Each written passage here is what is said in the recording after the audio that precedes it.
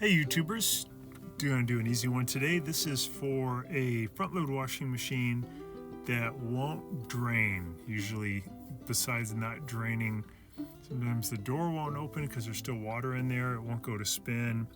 You look in there, you can see there's water still trapped inside. So to fix this, we can unplug it. We can pull it away from the wall a little bit. I put my tool case underneath it. I kind of lifted it up slightly.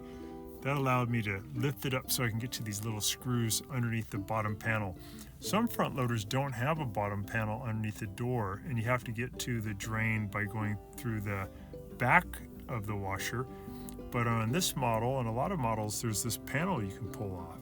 So you have to just lift it up a little bit to get the screws out. And once you get the screws out, you can just pull the panel off, and then the drain is actually right there. And usually there's just something caught in the drain. Today, we'll go over how to clean out the drain and maybe even remove the anti-siphon device, which sometimes malfunctions, and it's not really necessary. If you get it out of there, your drain will work better. So I pulled off that bottom panel, and now I can see this thing in front of me. It looks kind of like the face of a clock. I'm going to turn it to my left. This is the coin trap. I'm going to put a little towel underneath there because some water is going to come out. Again, I've got it unplugged, and now I'm going to turn that to the left slightly, let a little water come out, and I'll towel it up, and then I'll do that repeatedly until all the water's gone. It may take a few towels to do this. The water will kind of collect in the metal pan underneath, and then there's little holes, so it'll kind of drip out towards you. So best if you can get the towel actually a little bit underneath the washer, and that'll help absorb any of that water. So it could be, about a bucket full, like a small paint bucket full of water. And I'm taking out a little bit more. And then I can get the coin trap out. I can just pull the thing out. I might find there's a sock in there or a bunch of crud. And if that's the case, you can just remove all that stuff and then put it back together and you're done. I'm also reaching in with my index finger, and there's a little hole to the right, and I'm going to turn the impeller, the drain impeller. I want to make sure that thing can spin pretty easily. You'll feel like a little magnetic drag as you turn it. It's going to be moving easily, then a little difficult. But if it's very difficult, there may be a rubber band or a hair tie wrapped around the impeller. And then you'll have to remove the drain pump to free that up. But most of the time, you usually just find there's something caught in there. Also, if you look into that big white area, behind it is a black tube. And if you look in there, you may find a sock stuck. So you can grab it with some pliers and needle nose pliers and pull it out. Be aware though, when you do that, some water may come gushing out. So in this case, I'm going to be removing the anti-siphon ball that is part of the drain mechanism. I'll be pulling this wire housing out just to give me more room. And then I'm going to get the drain disconnected from the bottom of the frame so I have a little bit more room to work. So the drain assembly is this big white thing. The motor's connected to it. I'm going to use a flathead screwdriver to pry out the drain, and then I'll be using some pliers to remove the clamp that's holding the big black tube here in the back onto the plastic washer tub. So you can use channel locks to press in on this spring clamp so you can remove it. There's also a special tool called spring clamp pliers, and they make it even easier because they're less likely to pop off. But again, to give me a little more room to work, I'm just going to be lifting up on this drain mechanism, and I'll use a flathead screwdriver to kind of pry underneath here. There's a rubber piece that's like a shock absorber that's also holding the drain in, and I'm just going to pry up on that to get this drain out. So you're going to find this on most of the Whirlpool machines. Have this, like the Duet. This one actually has a Kenmore badge, which means it's a Whirlpool, but it's sold by Sears, so they put the Kenmore badge on. But Kenmore is just any of the machines sold by Sears. So you can see that rubber grommet lifting it out of the frame. And I'm just going to get this pump assembly over to the side to give me a little bit more room so I can see better.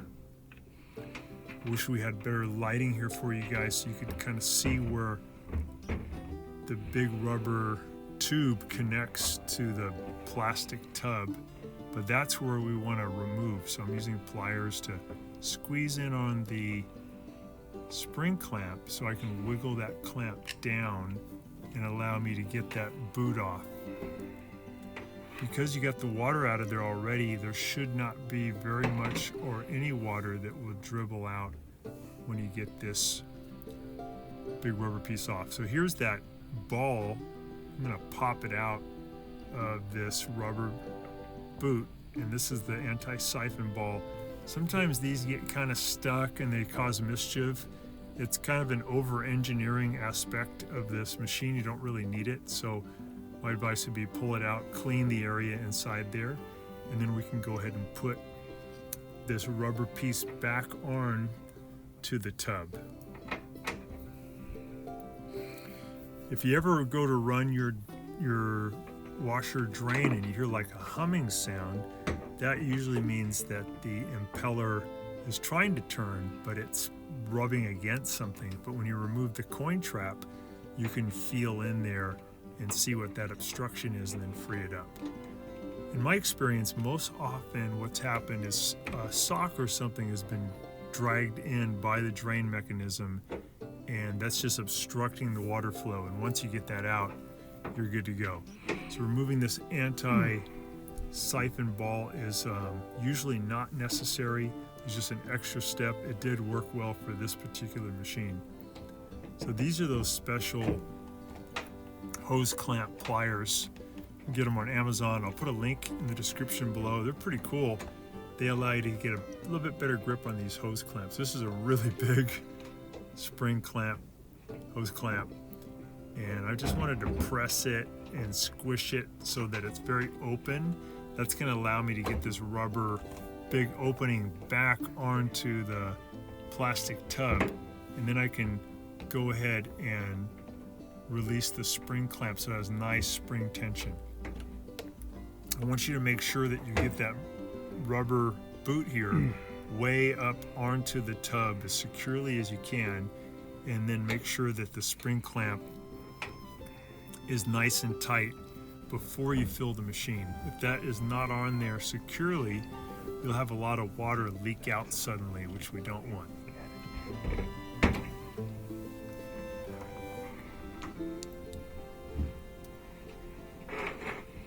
So I'm still just working with getting that back on securely.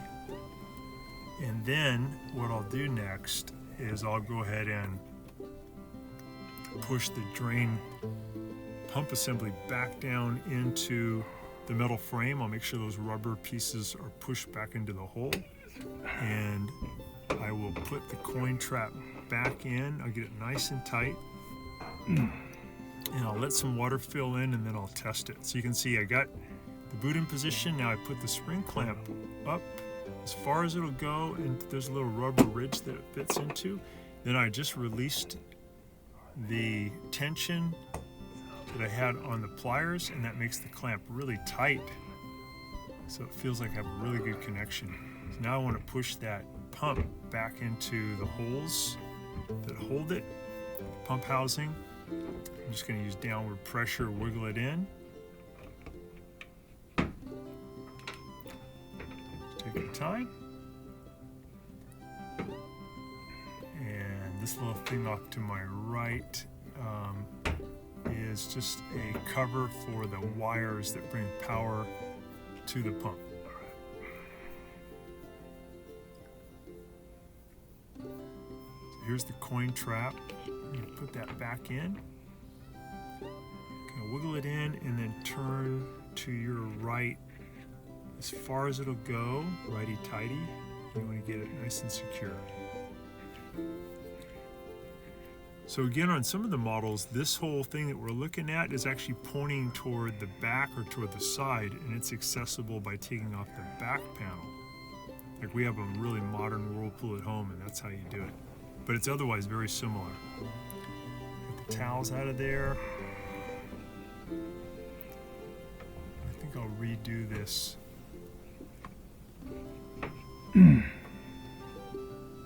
Mounting, make sure it's really in there tight. Squish it in with my flathead screwdriver, push the rubber way down into that hole, you get it tighter. And once again, this is probably way more than you would normally need to do to fix your drain. Usually it's just that coin trap. I'm putting that power wire back onto the pump and then closing its cover. And I'll get that coin trap piece in there tight. Sometimes these don't screw in correctly. There might be something in the way, and you can just take them out and make sure that the threads are clear. There's no sand or anything blocking the threads. I'm just going to give it a visual inspection.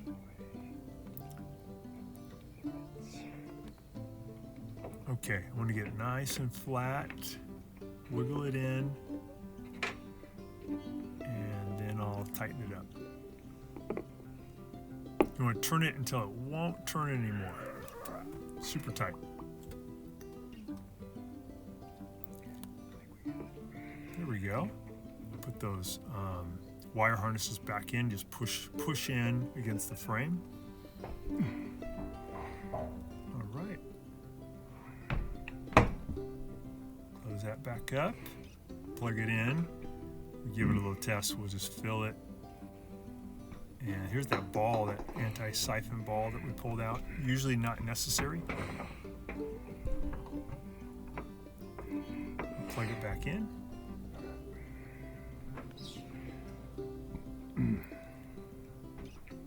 And I will set it to fill. As it fills though, I'm going to stare in and make sure I don't have a leak. If I have a leak, I'll press cancel and that'll activate the drain and I'll have less water leaking. I'm going to make sure you check before you give it a full filling. So it did not leak, so we filled it up all the way, full of water, and then we set it for drain. And the drain did work well this time.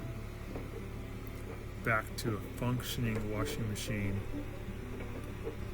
Usually this whole thing, because you're just doing the coin trap, it's going to take you about 15 minutes. You do this procedure probably half an hour. So I'm going to put that bottom plate back in. I'll push it up with little indexing pieces. I'll push it up into the bottom of the front panel.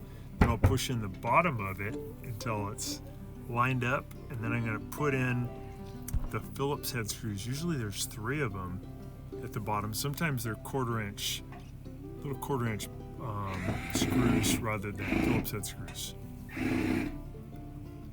You may need to push up a little bit on the metal underneath, and essentially to kind of bend the metal up so the holes line up better.